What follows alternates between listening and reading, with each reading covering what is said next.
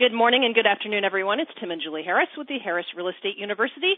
Welcome to today's Friday interview with the Superstar. So, as Julie just said, this is the Harris Real Estate University Superstar interview. This is the interview that we do every Friday. Now, I know many of you, hundreds of you, are frequent listeners to the Harris Real Estate University Superstar interview. Some of you will be listening to this call in replay, and some of you are new students here at Harris Real Estate University. So just a quick recap on what the Superstar interview is. On some Fridays, what Julie and I do is we seek out authors and economists and people of that nature that we feel will be have something to offer of contribution to your real estate business. On other Fridays, what we do is Julie and I will present information that we know is designed to motivate you, to educate you, and get you into action. On other Fridays, my favorite Fridays, we get to interview a superstar. And today is someone who I'm very much looking forward to speaking with, someone who's friends with actually a superstar we interviewed a while ago, Pat Hyben. Without any further delay, welcome to the call, Miss Chantel Ray. Hello, hello. Hello, hello. So I was really looking, after our brief conversation yesterday, I was just writing down pretty much everything you said in preparation for today's interview. And I know you've got a lot to share with all the folks listening, and so I want to let everyone know that any time during this call, if they have any questions, they can cue in the questions, enter in their questions into the webinar screen, the question box that's on your left side of your screen. So just enter those questions in. Julie and I are going through the questions live during the call, and we'll pick the questions out and ask Chantel. So, and all of you who are already on the call, the hundreds of you who are already listening, welcome. And those of you who are logging on a little bit late, as is normal for this Friday Superstar interview, welcome. You are on time and you're in the right place to listen to Miss Chantel Ray. So, Chantel, let's jump in. I've got a lot of questions for you. Where do you sell real estate? Where do you sell real estate? In the Hampton Roads area, which most people would know as Virginia Beach, Virginia. Okay, perfect. So and how long surrounding areas. How long have you sold real estate? It's been almost 7 years. October will be 7 years. Okay, great. And so before you were a realtor, what did you do? Believe it or not, I used to be a children's pastor at a church, and I also used to teach algebra and trig to high school students, and I hated it. It was awful. That's an interesting combination. That and how did you branch off from being a children's pastor and teaching algebra and trigonometry to becoming a realtor? How did that exactly? I decided I wanted to make more money, and a lot of people just said, "Oh, you could sell ice to an Eskimo. Why don't you go into real estate and do sales?" So you entered in 7 years ago, and that was it was before the market really started to turn, but you were in a really strong selling, almost but not quite bubblish market in terms of properties going up in value and all of that. So you came in right at what was just about the peak of the market. Did you know it at the time? Did you know it at the time? Yes, I loved that market that we were in. It was so much fun for me. It was fun for everybody, I guess. But for us, it was like the multiple offer. 5, 10 offers on one property. That was the time that I got into the market. And I pretty much never lost a bid, when it was that time of the year. So, but here's an interesting thought. At the time, back when the market was really hot, how many units were you selling per year then? My first year, I think I sold about 40 or 50 houses for the whole year. And then once I created my team, I quickly started selling around 20 to 30 units a month with my team. Okay, so everyone listening, I'm going to foreshadow the rest of the call, though I'm going to ask her some more specific questions first. Chantel, how many houses did you close last month? Last month, we sold 92 houses. Okay, so stay tuned. We're going to talk about how she's selling basically 100 houses a month. We're going to give you more information on that in a second. Of course, Harris Real Estate University students, I think you probably know, short sales and REOs. But stay tuned. We're going to give you more specific information in a second. So, Chantel, you are a strong proponent of delegation. You and I talked on the phone yesterday for a little bit, and while on the phone, you were telling me basically, without delegation, you'd be just a normal struggling agent, basically, although I kind of doubt that would be true. I'm sure you'd still be a superstar, but maybe not at the level where you're selling 100 homes per year. So tell us about delegation. When did you start doing it? Why is it important to you? Anything you want to share? Yeah, I really delegate everything that I don't absolutely love to do. If I don't absolutely love it, even if I'm good at it, but I don't love doing it, I delegate it out to somebody else on my team. And I have learned what I'm really, really good at, and I'm really good at leading. I'm really good at mentoring. I'm good at casting our vision, and I'm not good, believe it or not, like the things that I hate doing. Like I'd rather poke my eyes out with a butter knife than take a buyer out in the car. I actually stopped. After the first month I was in business, I hired my first buyer's agent after 1 month of being in the business. I realized I didn't like doing that, and I never took a buyer out again in the car because I absolutely hated it. And then I just started doing listings, and then I got to the point where I was like, oh, if I had to go on another listing again, I'd rather shoot myself. So I stopped going on listings, and then I just basically led my team. But when I say I delegate, I mean, like I don't like blow drying my hair. So I have somebody who comes to the house and literally blow dries my hair every day because I don't like doing it. And so you can get so much more done and so much more accomplished when you only do what you're really good at, and not only what you're really good at, but what you absolutely love to do every single day. Well, so, I mean, those are definitely for your average realtor listening right now, they just heard what you had to say, and they're thinking to themselves, oh, my gosh, well, I'm never going to be able to get to that level. I'm never going to be able to have a team. I'm never going to be able to have buyer agents, and it's just so much work and, you know, the usual excuses.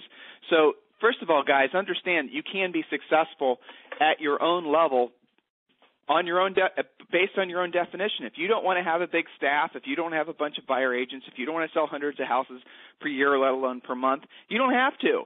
So when you're listening to someone like Chantel, don't feel overwhelmed by what she has to say. Be motivated, because pick up a pearl here and there. Pick up what you like. Pick up what you can use.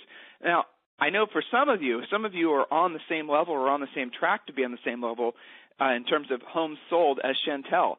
So for that, Chantel, how did you go about starting your team? You mentioned you hired a buyer agent first. Give us an idea of basically how you went about hiring, who you hired first, your hiring plan. I hired actually a buyer's agent and a full-time administrative person right away, the first month that I was in business. And then I basically just slowly added buyer's agents, and I pretty much did most of the listings. And then I slowly hired I turned my buyers, when I term the word buyer's agent, some people have separate people to be a buyer's agent and separate people to be a listing agent. And I did that for a while, and then I figured out it just really didn't work well. So what I did was I created a phone line and it used to be just my cell phone, where we literally just passed it from person to person until I actually got a phone line that was dedicated for whoever was on duty. And so we had someone that's on duty from 9 a.m. to 9 p.m. Monday through Sunday. And I broke it up from 9 to 1, 1 to 5, and 5 to 9. So if you call my 717-1003, they're going to answer the phone. It's a great day at the Chantal HREU team, where if it has to sell, call Chantal. And then they'll take care of the call, whether it's a buyer or whether it's a seller. They're going to take that call and run with it until closing. And that's pretty much how we started off with the buyer's agents. And then when I saw that the market was turning towards REOs, I decided to get into the REO field. And then I hired REO agents. At this time, I have 27 people. I have 9 of them that are buyer's agents, 8 of them that are just REO agents. All they do is REO. And then the rest of them, I think it's 10 of them, are admin or couriers. Well, so that was my next question, really, is over the last few years after the bubble burst, how have you changed your team? And I think I've just heard what you said is basically you've redefined their roles, and it sounds like you've also, in a way, you've made it so that they had more responsibilities. You're not just a buyer agent on the Chantal HREU team. You're a buyer agent, and you also work with sellers. So it's how different is your model than, say, for example, the traditional brokerage model where you're the broker? The main thing that I tell people is that we offer them so many leads, because when we pool all of our money together and all of our resources, I personally spend about $36,000 a month doing radio ads, internet. I don't do very much. The only print ad that I do is the real estate book, and the only reason I do it is for the online. But I take all of that money, put it into marketing, and then they all funnel in and call the 717-1003 number. And my people are never short of leads. Like my top buyer's agents this past month when we sold 92 houses, the REO agent sold 12 houses this month, the top person, and the top buyer's agent sold 9 houses. So, and every one of those leads that came in were generated from the Chantel HREU team, not from themselves. So really, Chantel HREU, you as a person, you're the CEO of a big, relatively big company, and your job really is you're in charge of marketing, lead generation. You oversee the direction of the business. I'm sure you have to do a fair amount of people management, hiring and firing, things of that nature. Is that your job description? Yeah. One of the things that I tell people is that we have, if I can really say anything that is so important, is that we have created systems in place that are so defined and written down. So when our admin, like if I lose an admin, one of the big things that happens with people is that, like, let's say they're a single agent and then they hire an admin and then they leave and they've spent all this money and time training this person and now they've left and now they get discouraged and so they're like, forget it. I'm not going to hire another admin even if it's for 20 hours a week. I don't have the time to train them and mentor them. Well, what I've done is I've really pretended like I'm like this huge corporation, kind of like McDonald's. And so I follow everything that they do. So like literally I have videos that I made that are so easy. You can do them with a flip video so that when I trained one person, I have it on video. So now when let's say we lose that person as an admin, they can go and watch a video and I don't have to retrain them again. Everything that the admin needs to do are completely written out step by step by step. And it means so in detail that just I could hire somebody from a temp office if I wanted to and have them come in, and if they had any kind of computer skills, they would be able to figure it out. And my favorite thing to say is that, listen, we are like P.F. Chang's, where if you go to any Chinese restaurant, what happens is you don't know if it's going to be good or if it's going to be bad. Most of the time it's going to be, not great. But when you go to P.F. Chang's, the fried rice tastes the same every time you go. The mugu gai pan tastes the same every time you go. And when you come on our team, when you buy or sell a house with us, you get it the same way every time because we have a checklist of everything that someone needs to do. And so even if you're a single agent that just hires maybe one buyer's agent or an admin, those are the kind of systems that you need to put in place so that if you lose the buyer's agent or if you lose the admin, it's not a devastation. That's an excellent point. And I love the idea about using videos to essentially have new people watch the videos to learn what their role is supposed to be, to get an idea of exactly how your system works. And certainly making your business systems dependent is the way to go because it helps to make the business scalable. So a question for you. What's the most difficult, the most challenging part of finding the right people on your team? How do you go about, when hiring, what's the biggest obstacle? Well, for us, we kind of say that we're the Nordstroms of real estate or the Ritz-Carlton of real estate. And so when we bring on either a buyer's agent or an admin, either one, what we do is we actually, because I'll tell you this, one time we had a girl that said, we always ask them a certain set of questions. And we said to her, on a scale of 1 to 10, how good are you on the computer? She said, oh, I'm a 10. I'm fantastic. We brought her in and we said, hey, can you save this to the desktop of the computer? She was like, what's the desktop? We were like, are you kidding me? So now before anybody joins our team, we do a series of things with them for 3 hours. Even admin, we tell them, listen, this is a testing period. We don't pay you. You're not hired. But what you do is you come in and we test their computer skills. We test their phone personality. We kind of put them through some rigmarole to see what kind of character they have and what their computer skills are and what their phone skills are. Gotcha. So when you find the right person, when you go through the process of training them, you find out they work well with your other staff members. Everything is hitting on all cylinders. How do you retain them? How do you keep them? That's a question I get from a lot of students. Is they just say, their answer is always pay them more, pay them more. Have you found that to be the answer for you? It's really not the case. The main thing that we have done that is just really building a sense of community.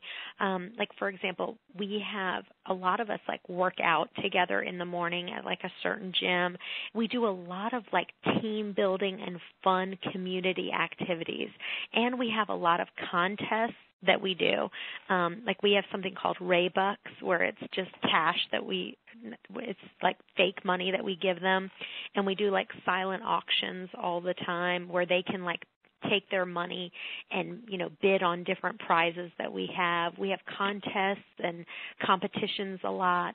And so probably at least once a month we do some kind of fun, you know, get together, and really just making it as a real family kind of oriented thing where it's not just about work. It goes beyond work, and we try to make it really, really fun.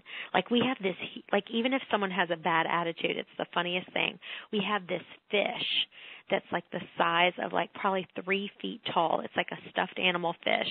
And so, like, when someone's not in a good mood and they're kind of being kind of not nice, we'll take the fish and put it on their desk, and then they all know, hey, this is, you know, you have kind of a bad attitude today. But we do it in kind of a fun way.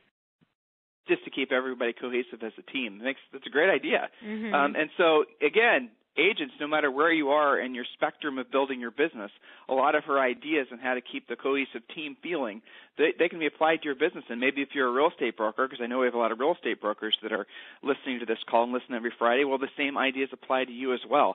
The point of it is keeping everyone pulling in the same direction, because in this real estate market, and, you know, markets like Chantel's, it's easy to have a bad attitude. I mean, it's easy to kind of lose focus on why we're all here doing what we're all supposed to be doing. So moving forward, I'm listening to what you're describing, and it seems that you are definitely focused on building your business. You're definitely an entrepreneur. You definitely think big. You definitely have this vision of something that you can create that's going to be, you know, magnificent. I'm curious, before we start getting to the numbers, and I know a lot of you are asking questions about her marketing ideas. We're going to get to all that in a second. What's your vision for your business? Is your business ever going to be done? What does it look like to you when it's kind of at its zenith, at its summit? It's funny because I just have one of those personalities that, like, I always think we could do better and we always could go bigger. But I've just recently decided, like, I'm so happy with where we are right now, and it's just such a great group that I'm like, gosh, I don't want to add anyone else because we have such a good chemistry right now, and I just want to keep it right where we are. Is kind of the attitude that I have. But real quickly I'll turn around and say, okay, we want to move to the next level. But I think that I just want to, I am going to create Chantal Ray Real Estate, but I'm going to keep it as a very, like, boutique kind of Ritz-Carlton atmosphere. Even though I sell so many REOs that are lower price, we still just have this vision of just having the best service and the greatest attitude. Like, literally, my admin, I say this to them all the time.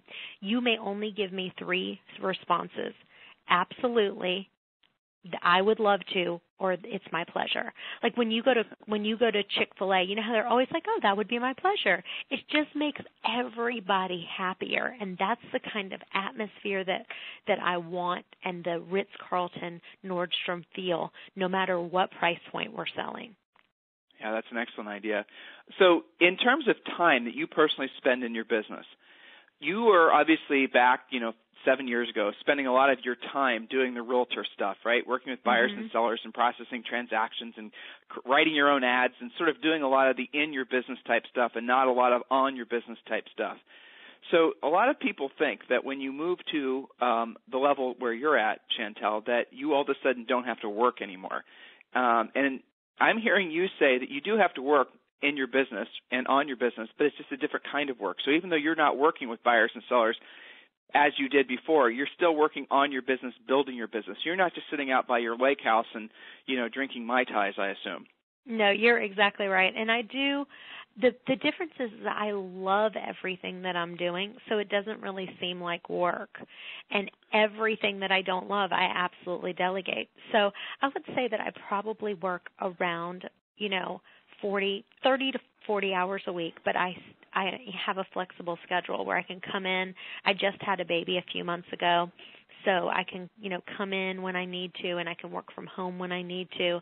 So it's very, very flexible, and I'm not working, going out in the car, meeting appointments, all of that. I'm not doing that anymore. So you kind of just touched on something I like to talk about. It's a bit of the entrepreneurial myth, right? So you work for yourself, and you even if you're not at work, even if you're at your lake house, drinking your Mai Tai or whatever, mm-hmm. You're still thinking about your business. There's almost like this antivirus software that's running in the back of your mind always, where you're kind of thinking about problems in the business and all of that. That's kind of the entrepreneurs. Yeah, it's kind of funny. Well, in any event, so let's start getting into the specifics about your production, and then we're going to talk about what you're doing and how you're doing it. So Just to kind of hit this one out of the park, guys, I'm going to ask her a series of questions about her production, about the numbers that she's producing, and to really put this in perspective, why she's one of the nation's #1 REO and short sale agents. So over the last few years, how many homes has your team sold, you and your team sold? I guess probably maybe 3 to 4 years ago, we were averaging between, for a long time, we did 20 to 30 houses every single month. And then we just kind of, creeped up from 20 to 30 till about 30 to 35.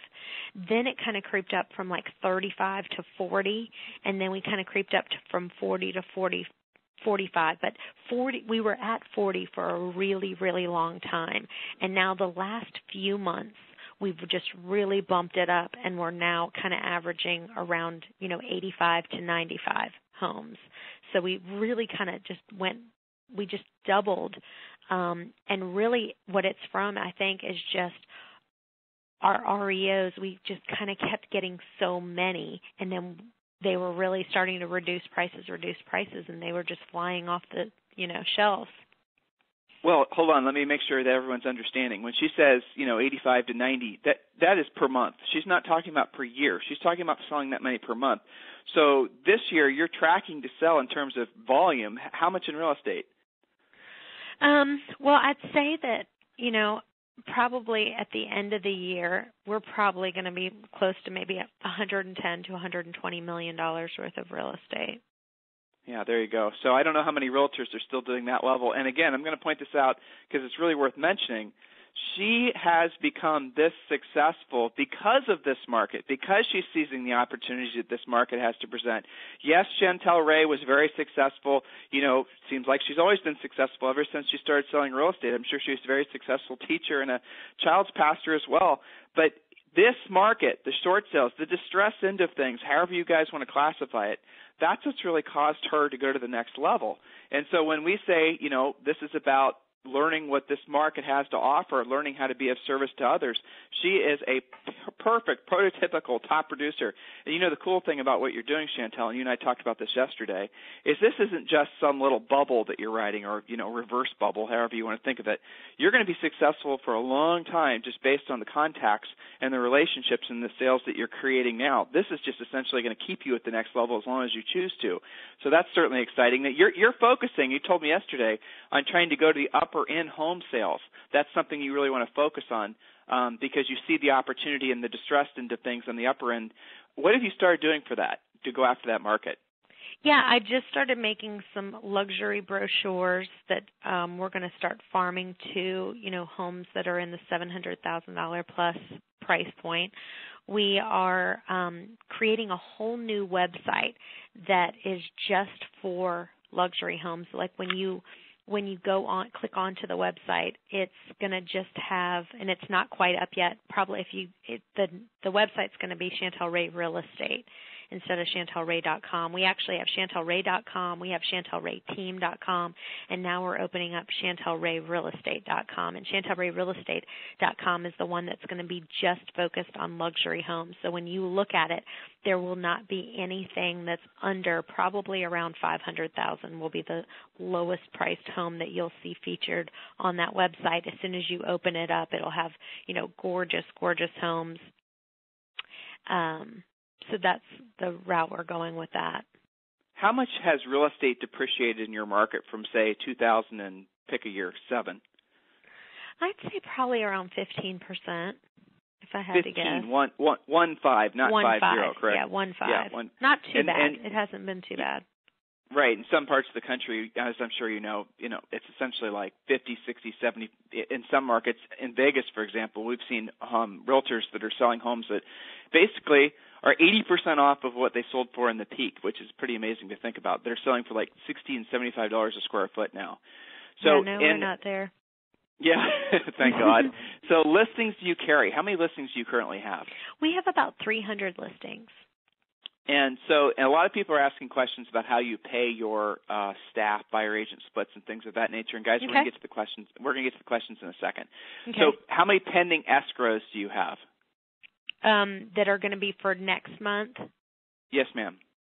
We have about 108 for next month, but when we even if we had like 115 for last month, but we actually only closed 92. But you know how that works. Some of it just gets pushed back. So we've got 108 on the books for next month, but probably around 95 will actually close. Selling homes at this volume, having this many folks work with you, dealing with this much distressed property, what are the biggest challenges you're facing? What are the things that are on the top of your mind when you're thinking about your business? Well, I'll tell you, the biggest one was a couple months ago, we had 2 people on our team that were just very negative and just complaining, and they were top producers. And so the hardest people to get rid of are people who really are great producers, but they just have such an awful attitude. And I will tell you, we went ahead and let them go, which was a very hard decision for me to make because they were such high producers. But since they've been gone, I'm telling you, our team, the culture on our team right now is so high, and I'm so happy, that that saying that one bad apple, spoils the whole bunch, it really is true.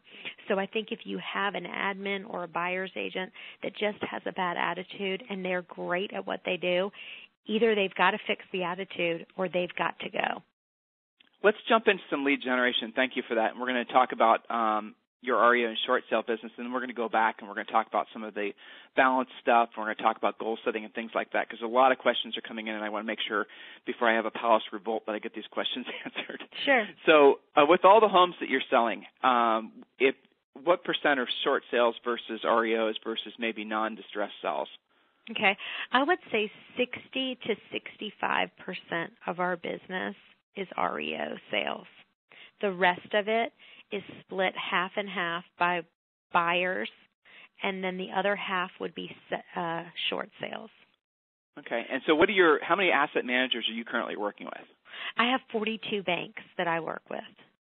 And would you mind just sharing the names of, say, the top 5? About 50 people asked that question in one form or another. Yeah, I do work with Fannie Mae Direct, and then I have a bunch of Fannie Mae outsourcers that I work with.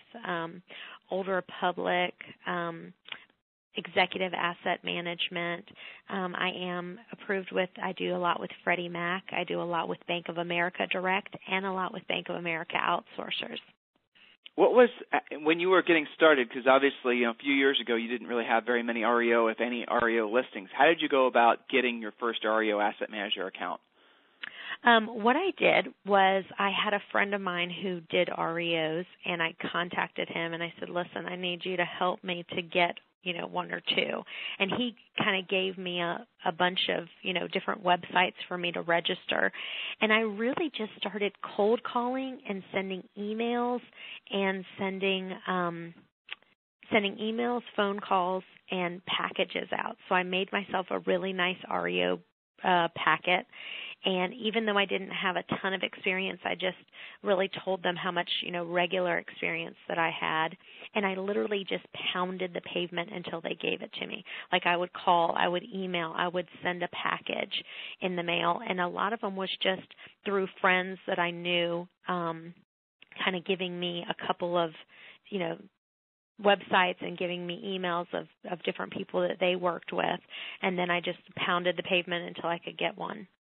What's the biggest challenge you have now working with REOs? What are the challenges that maybe realtors don't take into consideration when they're getting into the REO space? Well, there's two. One is, like right now, we have about almost $300,000 of our money out because the way the banks work is you have to pay for everything up front because they do a lot of repairs on our houses to kind of get in tip-top shape. So let's say they need new carpet, new paint, new, roof, whatever, and they have $30,000 worth of repairs they want to do on a house. We have to pay that out of our pocket and then get reimbursed. So at all times, I have about $300,000 liquid cash that has to be out.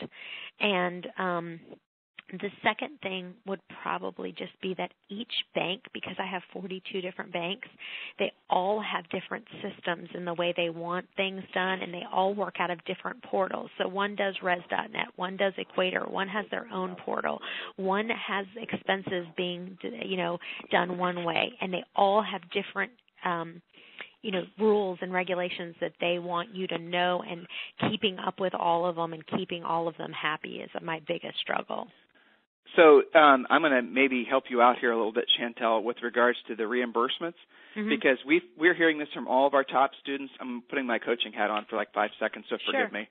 That we're hearing that if you've been doing REOs as long as you have, that what happens is if you are doing the property preservation work yourself, they just allow you to continue doing it. They don't tell you that they've already hired national property preservation companies to do it. So unless you actually were to say, especially you mentioned Fannie Mae and some of the other companies you're listing for, pretty much all those guys do their own property preservation now. You just have to ask them first. I know that, and again, this is a challenge I'm seeing with a lot of my top producer REO students, is that because they've been doing it for so long, they've just gotten the habit of sending their own crew out there to, de-weed the house or whatever. You hardly have to do any of that. That goes for cash for keys. Go ahead, Julie. Well, and, that's one of those things that you've got to, as you said, and I love that you said this, read their reimbursement instructions. We talk to REO agents all the time that, they're just pounding lots of transactions, and this is one of those things that I find is not that much fun for you guys to follow up on. And I find that a lot of our big REO producers, they'll hire a bookkeeper, or they'll just say, I hate doing this, but I'm going to read the instructions and get reimbursed, or they ask for the property preservation to take over. So, and, Chantel, we jump in with this because too many agents out there are saying, well, I don't know if I can get into REO because I hear that you have to have $1 million outstanding and deal with all of this. So there are definitely ways around that, and forgive us for putting our coaching hats on there. Okay, no, coaching hats are... That's fine. What I was going to say is if an individual, to be honest with you, my broker actually is the one who has that $300,000 out each month, and what he does, he actually charges me a percent. So he charges me, let's say out of that $300,000, he charges me 2% on that money. So I pay him to kind of use that money, but that's another option for people if they, want to say, hey, will you take over my expenses? And a lot of brokers here in this area actually will pay for all the expenses for the agent, and then they kind of pay them like a flat fee or whatever to do that. And that really is the best thing to do. Ask your asset managers, especially Fannie Mae, if they have preservation in place in your marketplace, because I know that they do. Yeah. And you'll be able to save that 2% yourself. So there's a little 2% bonus for Chantel. Well, the bottom line is you don't know until you ask on all of this stuff, right?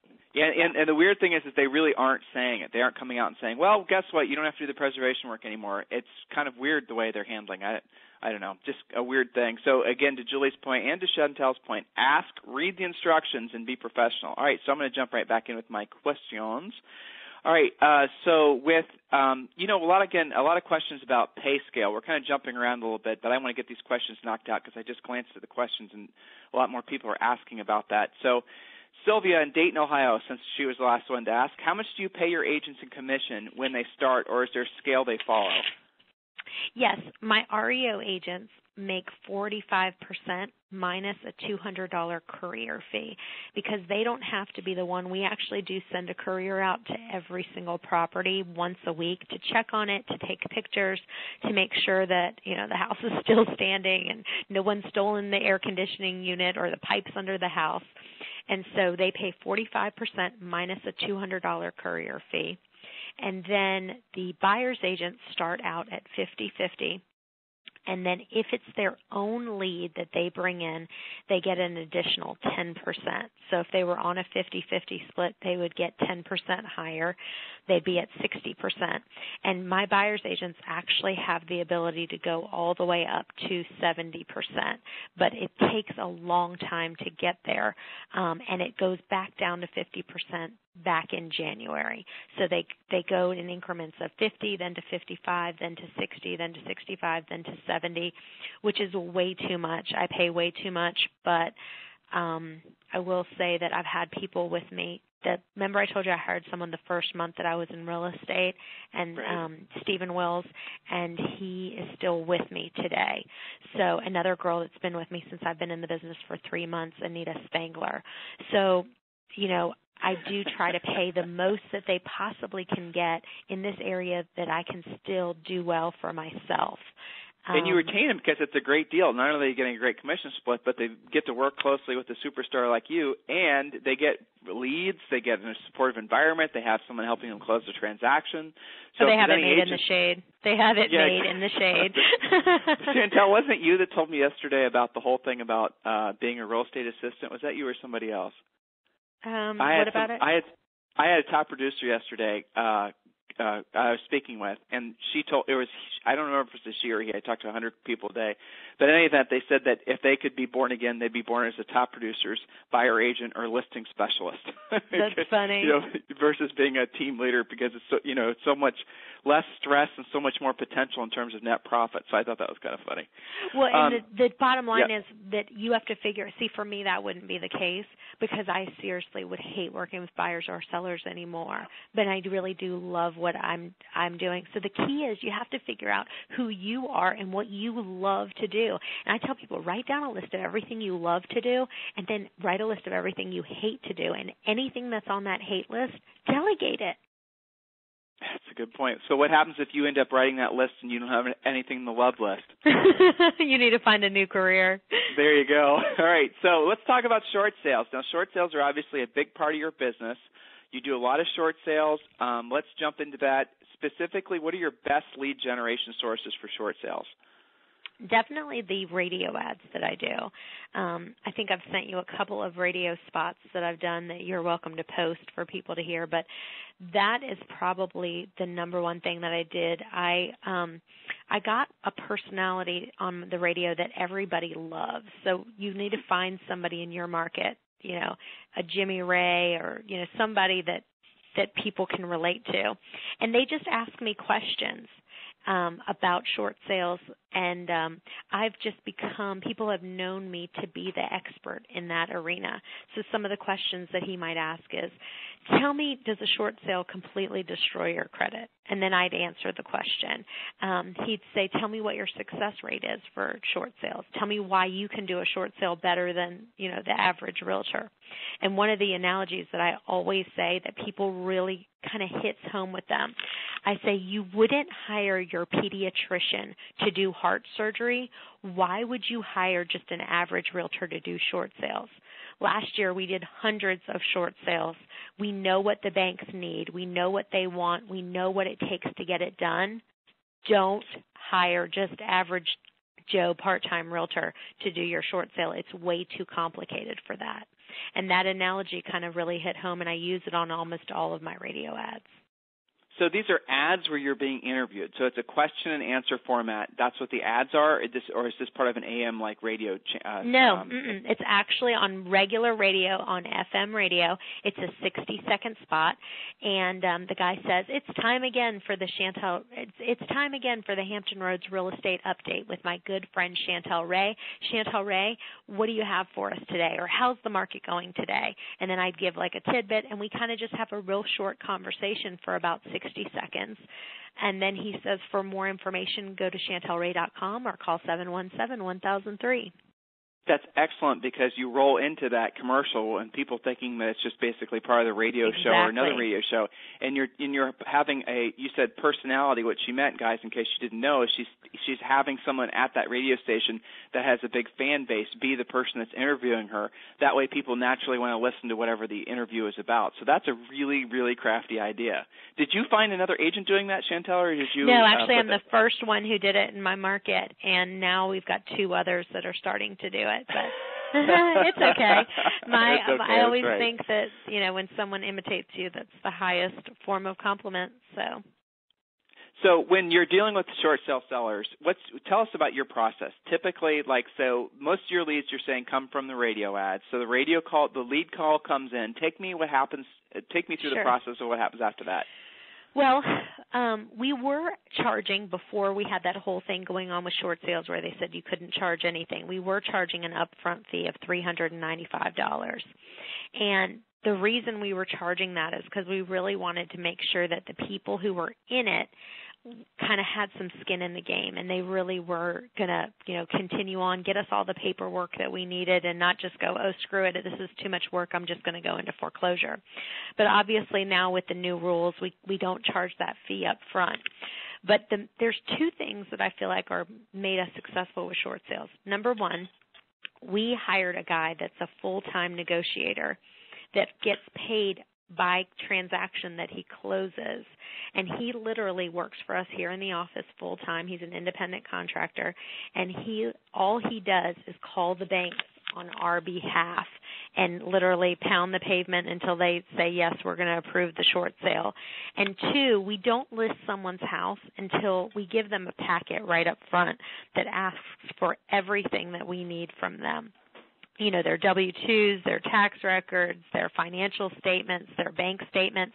And until they give us that, we don't list the house because we found that if they're not willing to give us all that stuff right up front, that getting it later on down the road is a real nightmare.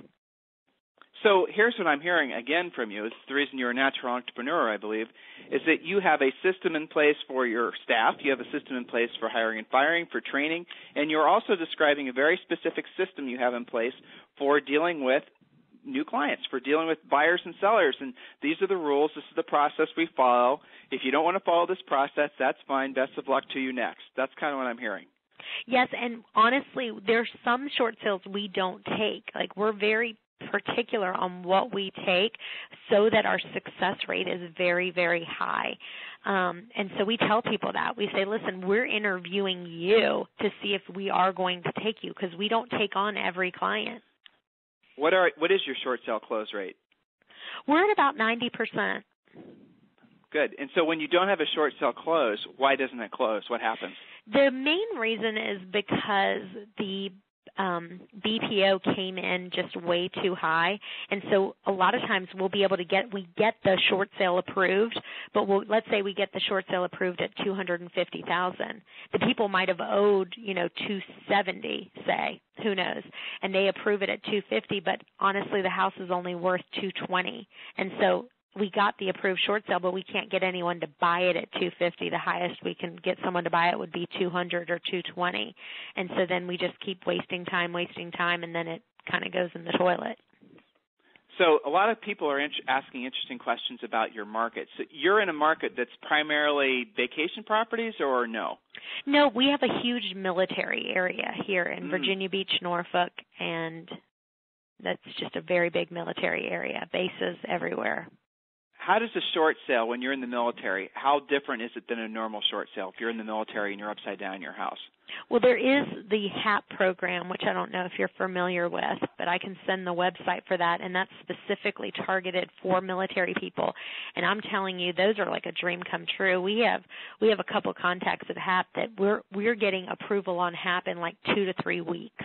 Turning around because we found some people at HAP that are just when we do a deal with them, they jump. So that's a different kind of short sale for the military.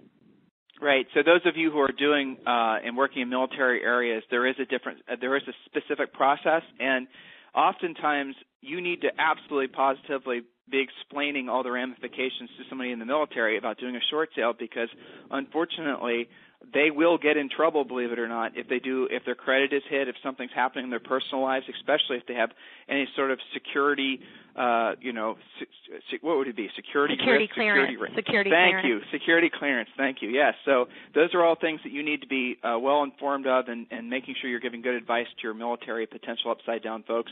And they too are being forced to move. They too are in situations where, properties have gone down in value. So if you're in a market like Chantel's, make sure you are fully exploring all the possibilities you have and all the potential you have to help other people. All right, so in-house negotiator Zia asked from the Outer Banks, she wants to know, how do you go about paying that person? He only gets paid on closings. Is that what you said? Well, we have it worked out really, really well where the banks will pay attorneys' fees. Like they are real hesitant to pay negotiator fees. So this guy actually is kind of a subcontractor for the attorney that we use to close with. And so what she'll do is she'll put on the HUD, she'll put attorney's fees, say $2,200 for attorney's fees. And then what she does is she pays him out of those attorney's fees. There you go. And a lot of people are doing that same thing too. Or I know some students who have their brokers who own a negotiation company, but then a lot of agents are starting to use, there's actually negotiators that are creeping up. Titanium, certainly Titanium Solutions does a great job closing short sales, and other companies around the country which have really just emerged in the past 24 months focusing on taking that burden off agents. So a lot of options, a lot of opportunity out there if you want to focus on short sales, which all of you should be, and don't use the process of, I don't want to have to learn how to close it. I don't want to be on the phone all day with the banks as your excuse. You listen in on every Friday Superstar interview, you're going to hear a different way to overcome that obstacle, and there's really no excuse right now not to be taking advantage of the short sale market. Chantel, in your marketplace, how long do you think you're going to be in this sort of market where homes are losing value, where the conversations are always about not what you're going to make but how much you're going to lose? How long do you think you're going to be in this market?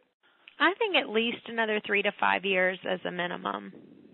Have you seen any sign whatsoever of any kind of leveling off in depreciation, or let alone a recovery? I feel like right now we are still declining, but at a very small rate. It's just not, it is declining, but it's not like a huge decline. It's just a very, very slight decline. And that's definitely a good sign. Hopefully there won't be any more bad economic news coming out causing people to freak out and all the rest of it. Financing, how are you overcoming that challenge? Because you're dealing with a lot of, I assume, cash investors, but also a fair amount of first-time buyers, right? Yes, that is an issue. It seems like we're getting like at least 3 out of every 5 people that call us have credit scores around 400. But we're just creating so much volume that we're still being able to close them, because you're right, we are just getting so many people whose credit is upside down. Seems like credit and appraisals anymore have become the biggest challenges for agents getting deals closed. So how do you, in terms of lenders, how many different lenders are you working with? We have 2 lenders that we have marketing agreements with, and we have them on a system as well. We like I said, if we do something more than 2 times, we are on a system. And I one of the best things I did was I created my own website for how to track my leads, and everyone can go in there, including the lender, and put notes. So when someone calls or when they go into the website, it goes into a back-end system. And what happens is, let's say we send that lead to Nathan, our lender. Nathan will put in the notes, the buyer's agent will put in the notes, I sent lead to lender. Now the lender has access to that same system, and he can go into the notes after he talks with them and say, I talk with this buyer, her credit scores are 450. Or I talk with this buyer and we're meeting on Friday to get pre-approval. And then we just keep having all those notes for every buyer, and we have a slogan that, we until someone buys or dies, we follow up with them. So we just really do. We have a fanatical follow-up system for every single lead, and we keep them in our system, and then 3 months, 6 months, we keep touching them. Chantel, I love your energy. I love your spirit. Looking back, when did you really feel like you could do it, be successful in real estate for the long term? When did you really know you could do it? Honestly, from day one, because I just have that kind of attitude. I don't think there's anything that if I don't put my mind to that I can't do. And so from day one, I've always said to myself, I know I can do it, and I know I can be successful at it, and I haven't looked back.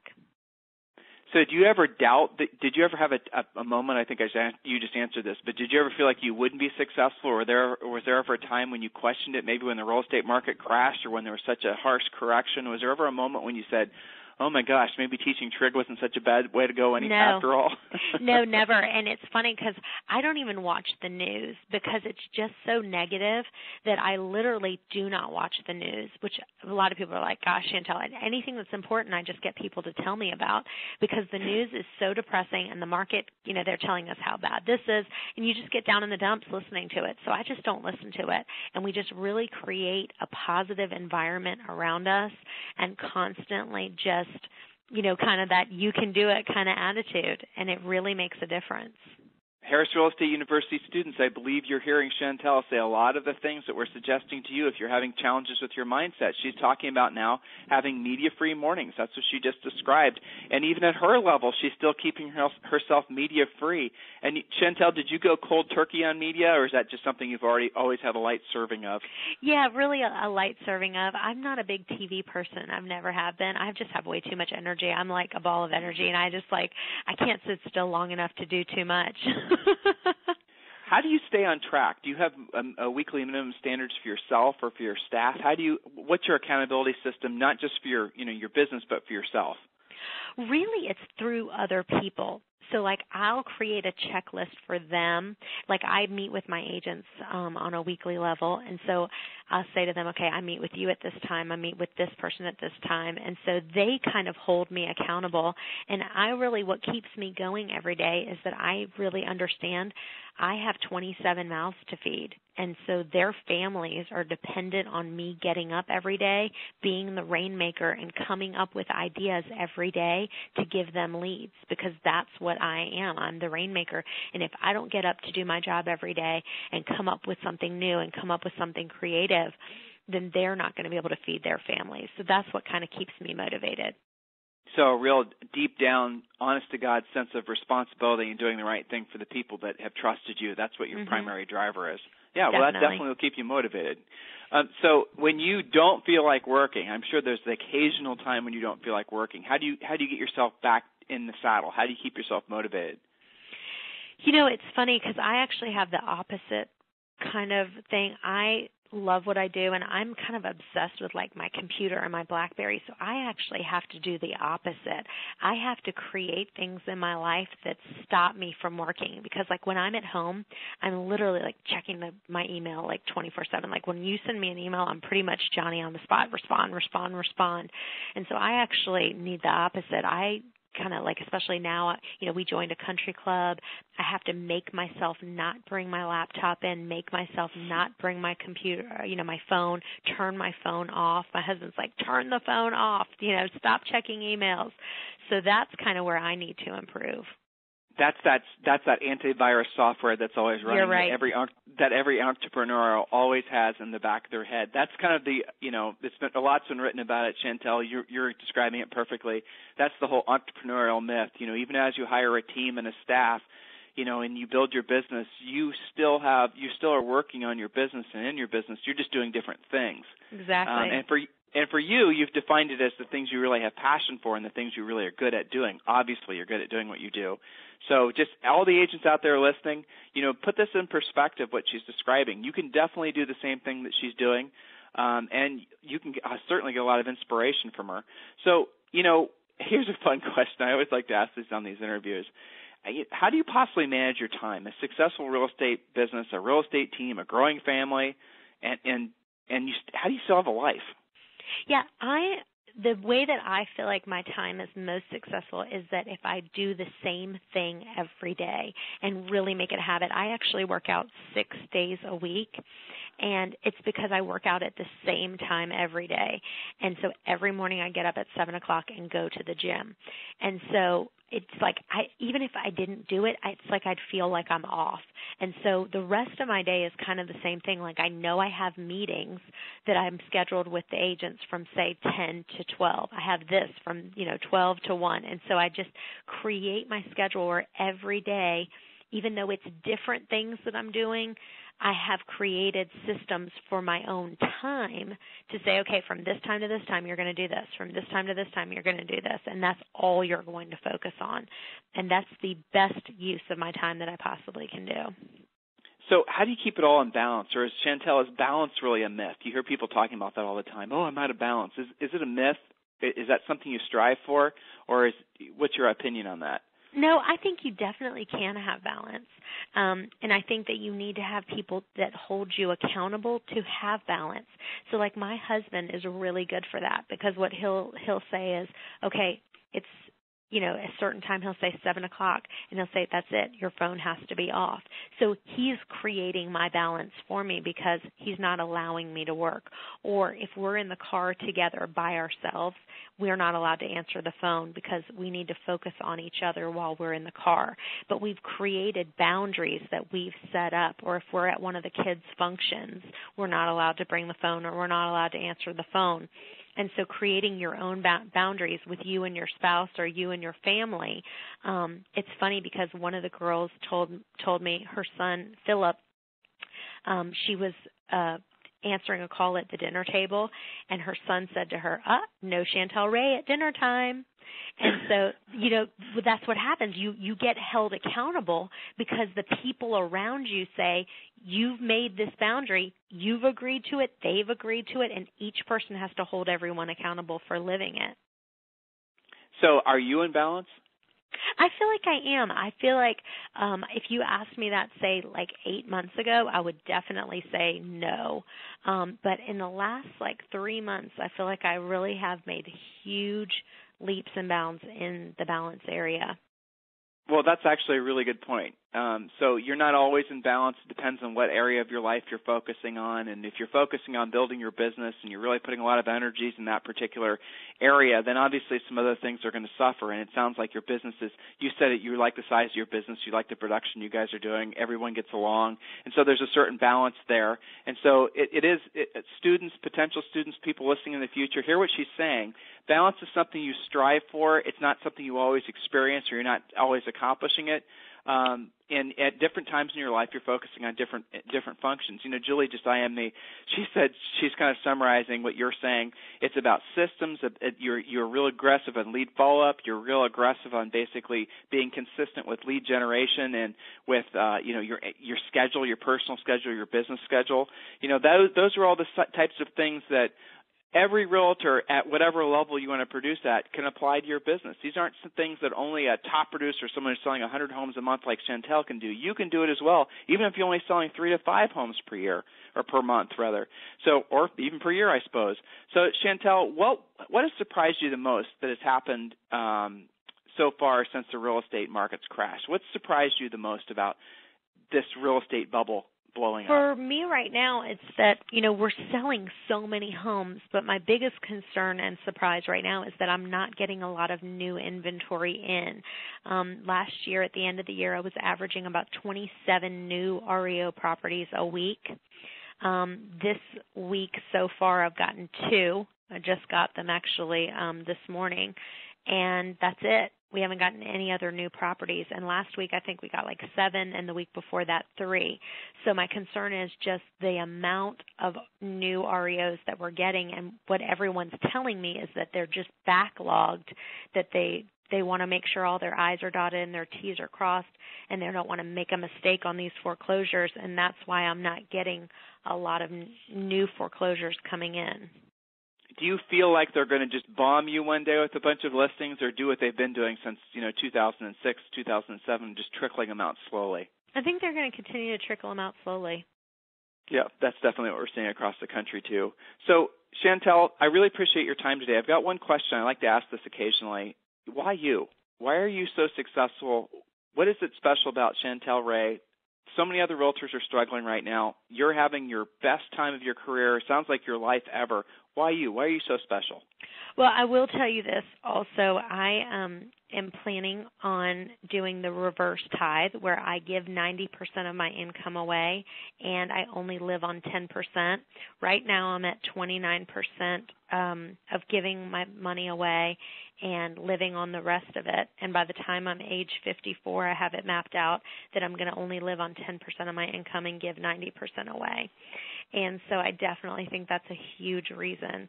And then I'd say secondly is really the systems that I've created in place and the marketing. I've not stopped my marketing even when people are like, oh, tighten up, stop marketing, start advertising, keep all your pennies. I've just continued to, spend money and brand myself and do the marketing that I needed to do and always kept my systems going. Chantel, is there anything else you'd like to say to all the folks that are listening now and that will be listening in replay? Anything out there? Was the feeling I get from you, and definitely, especially after our time together today, is you really are a person that loves people. You're a person that truly wants to make not just a contribution to our industry, but I really get the sense that you have a bigger purpose, that you see yourself maybe even in a bigger role than what you're doing now. Anything else you'd like to pass along to all the realtors that are out there listening right now? Yeah, I think that, one of my favorite sayings is that you always stand taller when you have someone on your shoulders. And I've always been one to really help all of the agents kind of in our area, doing what they need to do. And so it just ends up making you into a better person. So it's about giving back. It's about making a contribution. Definitely. There's really no higher purpose. I agree. Yeah. And so hopefully everyone listening to this interview realizes that that's the reason that we provide these interviews for you. And Chantel, I have to say this has been one of my favorite interviews. I love listening to you. You definitely have great energy, and you really have, I think, lived your mission about motivating and helping other people. And in this case, probably potentially thousands of people will listen to this interview. And I really appreciate your time today. I really appreciate you being Harris Real Estate University Superstar this week. Well, that sounds great. It's been a pleasure, and my only leaving thoughts would be delegate, delegate, and delegate. All right.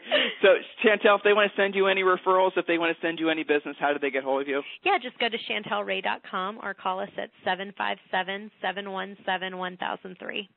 You got it. Thank you, Chantel, for being this week's Harris Real Estate University Superstar. Thank you for everyone for listening in. Have a wonderful weekend. Okay, bye-bye. Bye-bye.